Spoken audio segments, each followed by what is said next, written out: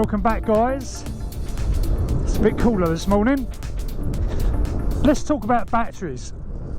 So obviously the battery is the most important part of an e-bike, and it's the most likely thing to go wrong if you don't get things right. So what I want to talk about is my experience right from the beginning of my e-bike journey. So basically just batteries, nothing else. Maybe we'll cover the other things on another video. So just cruising along. I'm going to flick the power up a little bit. Yeah, so basically I started out this journey with this bike, and I gravitated towards LiPos, lithium polymer batteries, straight away. Hobby lithium polymer batteries, I might say, because I was originally involved in a long time ago, before I started this e-bike project. Oh, fly in my mouth. I was involved in lithium polymer batteries, so won't go into that, but basically that's what made me gravitate towards lithium polymer batteries, because of their crazy amount of power density. So because lithium polymer batteries have just got so much power density for their sort of weight, so you can get a huge amount of power out of a lithium polymer battery, and it not be that heavy, whereas lots of other types of technology don't allow you to take huge amounts of power in one go. Now in an e-bike, you only really need the power when you're doing things like this. You're kind of accelerating. You don't need that power to maintain speed necessarily. You just need it for brutal acceleration and torque. Also, if you're maybe off-road or something like that, you need like a lot of power. So yeah, I went straight away and I bought about 4-5 packs of multi-star LiPos. So these were from Hobby King, and they're 16 amp hour batteries, so 16,000 milliamp hour. And yeah, I grabbed them straight away, and I've gone into this before. I basically stuck them on my balance charger, and was pretty horrified when I found that 1 pack out of the 5, or 2 packs out of the 5, whatever it was, can't remember now, one cell was pretty dodgy. So they were good. Hobby King just replaced them, and I got on with things, and in the end I put in 18S, so it was like 3 packs of 6S into this bike build, and that was what I originally had. So 6, 12, 18 in series at 16 amp hour, nice amount of power. There's 16 amp hour packs. They're supposed to be capable of 10C continuous, which means 160 amps, which is pretty bonkers really. And I got on with it, and I basically, what I did during using these was, I mean, they performed brilliantly, but what I did was I actually used to balance them each time using a bunch of Hobby King balancers.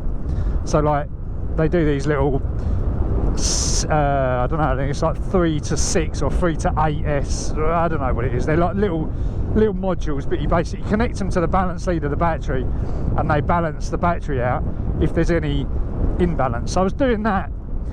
At first, and then I actually realised I could do it with my charger. So I made a harness to charge them using my balance charger, which was a Hyperion charger, and then, all was kind of well and good. Then it went through a little bit of a period where I wasn't using the bike, and that's when things started to go wrong. I started to realise that when I left the batteries, I left them at like what you're supposed to leave them at, like 3.8. I mean, sometimes I probably couldn't be bothered, so I'd maybe left them, 3.9, maybe 4 volts or something like that. And then it started to go a bit wonky. So basically the cells didn't maintain their balance, or I'd come down and I'd find that there'd be some issues. Now I was pulsing these at probably I don't know, like 150 amps. I gradually stepped up. Originally I was using this same controller that I'm using now, although this is the newer version, but I was originally using a Savas on 150 amps, and so I was pulling pretty big old peaks. Alright, let's go down this nice little trail.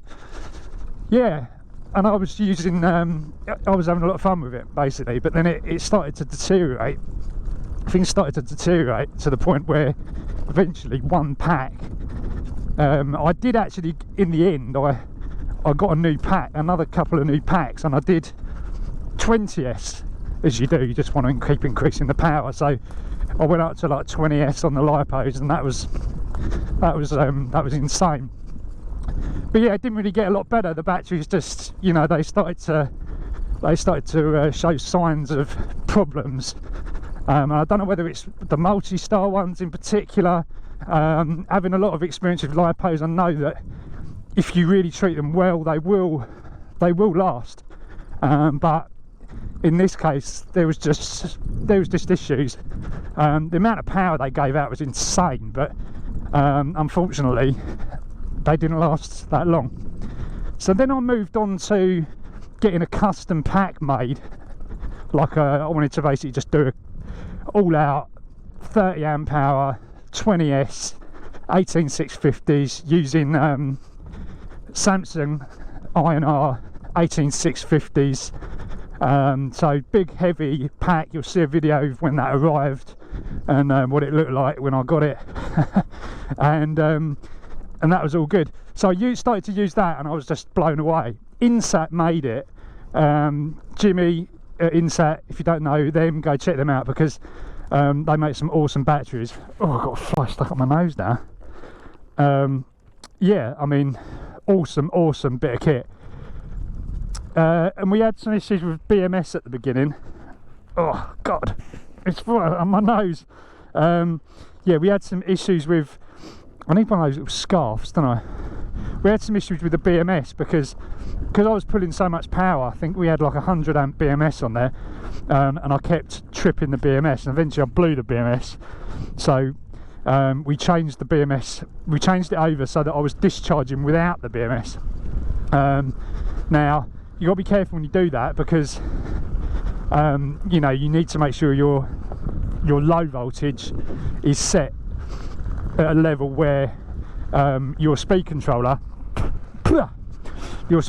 cuts out when you get to a low voltage, ideally before 3 volts a cell, well before that. So that was fine, that was set up, and that worked. And so we were discharging without using the BMS, so no power was going through any MOSFETs on the BMS. It's effectively just the main leads through a fuse, bloody big fuse, and then straight to the motor controller, and that allows you just to, you know, pull huge amounts of power, not worry about the BMS, and the BMS still works whilst charging. All good. So that worked, that was fine. Now 18650 Samsung 30Q cells are good for about 15 amps continuous discharge. So again, that's yeah, that's, I think they're 15 amps. So I had 10 in parallel. I had a 20S 10p, and that got me, so that, you know, that's 150 amps continuous. But they do handle a burst current, so basically you can actually do a little bit more. So I configured my controller to give me a little bit more power, and I think that's when the problems happened. I had to add another breaker into my onto the back of the bike to stop the power, you know, to stop it cutting out basically, because I was, interesting thing about 60 amp breakers is they will actually continue to work, you know, right up to about 150 amps or something like that. But then you just basically got to make sure you yeah, you don't maintain that, because if you maintain that sort of current, then they will just trip off, and they trip off, and they don't blow, they just trip off. So what I did was put 2 of them in parallel, which allowed me to run you know, quite a lot of power basically. So I cranked up my speed controller up to the maximum it would handle. I was using an Adapto, then I'd gone over to Adapto, so I pushed it out to 14 kilowatts, and it worked, and it was bonkers. I mean, the thing with the Adapto is it feels less than it is because of the way the soft throttling is done. It's, you know, it's a lot different to Sabaton. Sabaton's very raw, very raw power. But anyway, that's what happened, that's what I did. And then after a little while, I mentioned charging. I was charging through the BMS, but also you are regenning through the main leads of the batteries as well. So you are putting a bit of regen current, which is fine, because you know you're discharging as your regen. You're not just solely charging.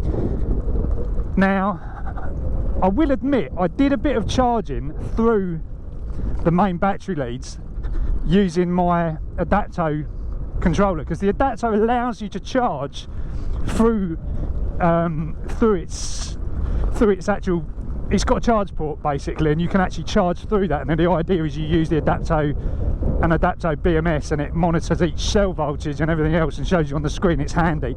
I didn't have that at that time because it would involve taking the pack apart, so I bought one, but I didn't fit it at that time. I thought next time we do something with the battery, I'll put that in. So I did a bit of charging through, mainly top-up charging when it was very low, so to not cause any problems. So if I'd come back from a blast, I'd maybe just, you know, give it a little top-up using the Adapto system, and then I'd switch over and go over to the other side. Now, something strange started to happen. Basically, the BMS, I don't know whether it was doing some balancing, trying to correct some things out, but I noticed a lot of warmth one day from the battery, and I started to panic. And then after that, we had a problem where it wasn't actually charging up to full voltage.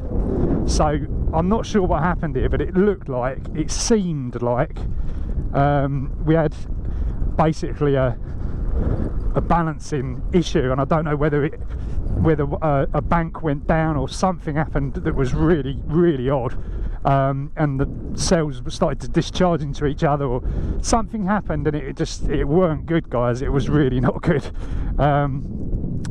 And then that was it. The battery was in problems. So I mean, it charged up and it still delivered about 12 kilowatts. It was still, you know, by that point I'd gone back. I thought, you know, 14 kilowatts probably a bit too much. I'd, you know, gone backwards from there just to, you know, just to mess around. But yeah, so battery went back, Insat checked it out, and he had it for quite a while. He was looking at different things, and then we found that, you know, basically there was only about 40 good cells left in the battery.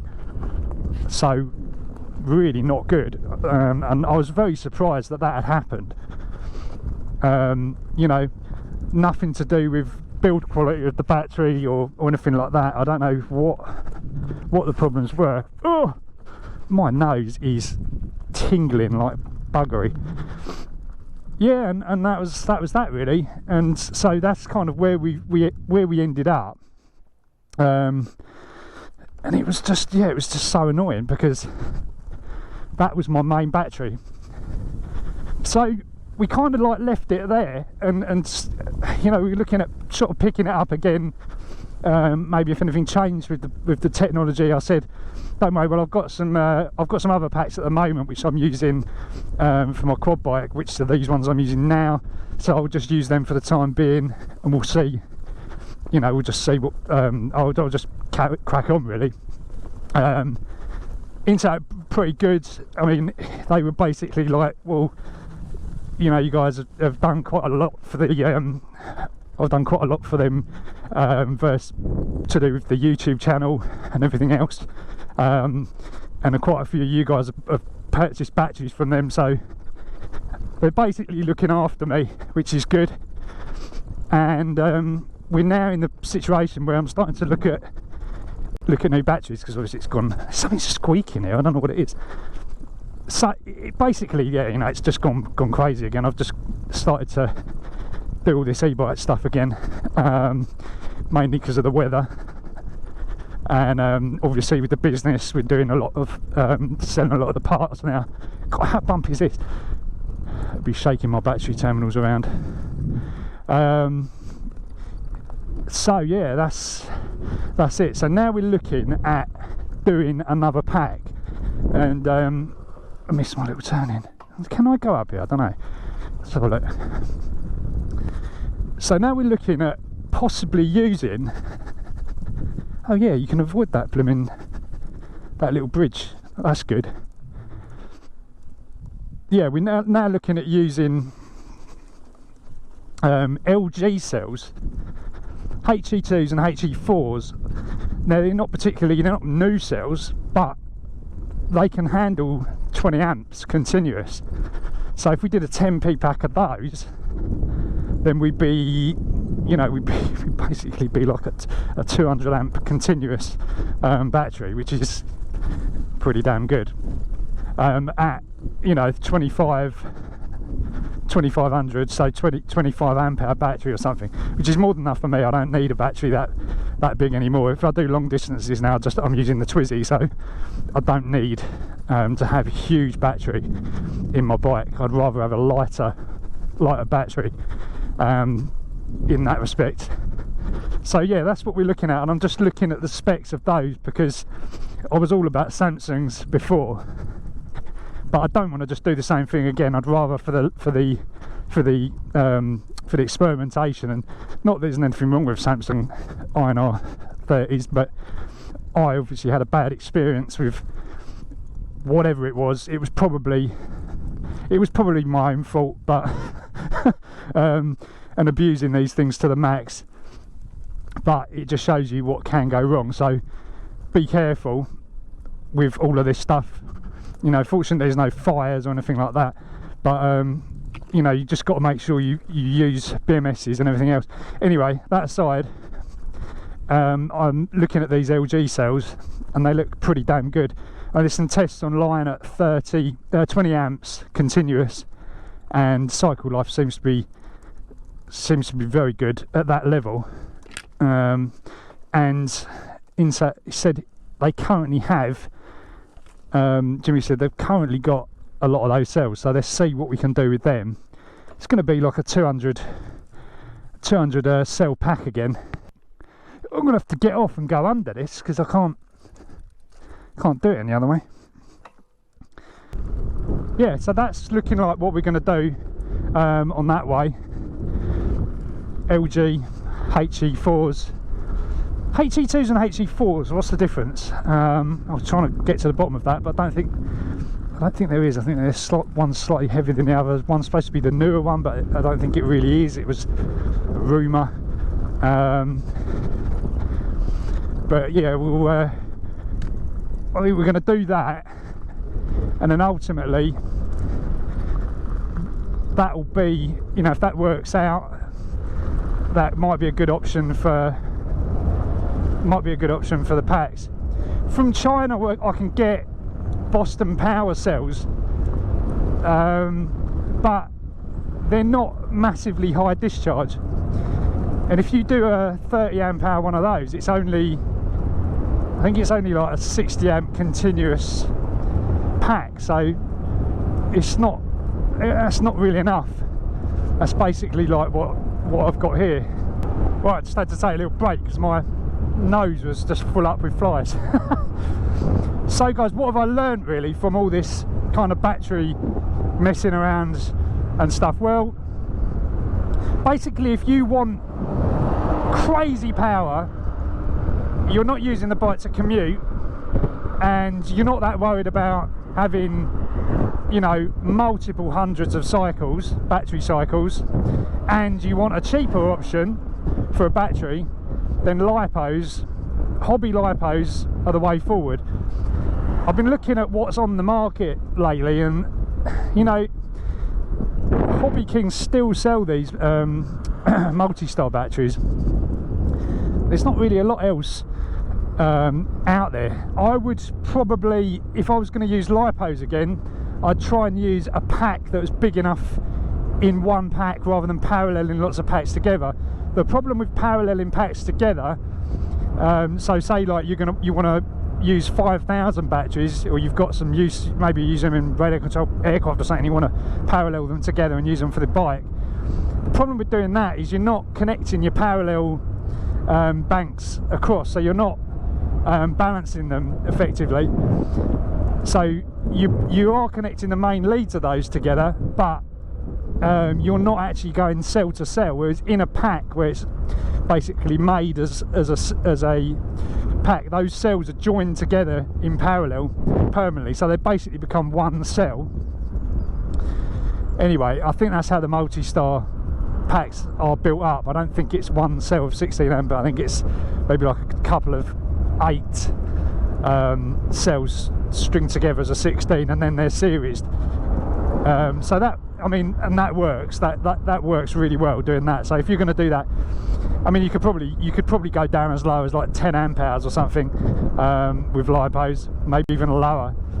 And that's it. If you want, you know, balls out acceleration, crazy power, get you going, use lipos, and use a BMS designed for lipos, so that, you know, it's monitoring each cell and keeping everything right when charging. Lipos are more dangerous than anything else. If you overcharge them, they'll just blow up, literally. So you've got to watch the charging aspect of lipos. If you want a plug and play solution that basically gives you a lot of mileage, probably less power, unless you go to a stupidly big pack, and you just want a you know, reliable pack that's going to let you ride your bike for thousands and thousands of miles, then 18650s or 26650 cells are the way forward. And I would probably avoid trying to make a pack yourself unless you really know what you're doing, you know, because there's lots of issues with matching cells together. I mean, if you buy all new cells together, they probably will be fairly well matched together, but you can damage cells by soldering them, so you need expensive welding equipment, or you need some sort of way of welding them, and then you can still damage them because of the sort of higher power it takes to weld these things together. Interconnections, things like that, you might not, you know, make a good enough connection, and then you get high resistance. You got to know what you're doing with batteries, basically. So probably avoid, as it looks easy, but there's a lot of experience that goes behind building batteries. I don't even bother with building mine. I may experiment and build batteries, but it's best left to those that do it every day. It's a bit of an art form. Some people would disagree. It's good. I mean, it's good to experiment. But if you're gonna buy hundreds of cells at you know, $5 a pop or whatever they are, then you're gonna have problems. If it goes wrong, you're gonna waste a lot of money. So I think that's probably about it for the battery video. I'm trying to think if there's anything else I wanted to say.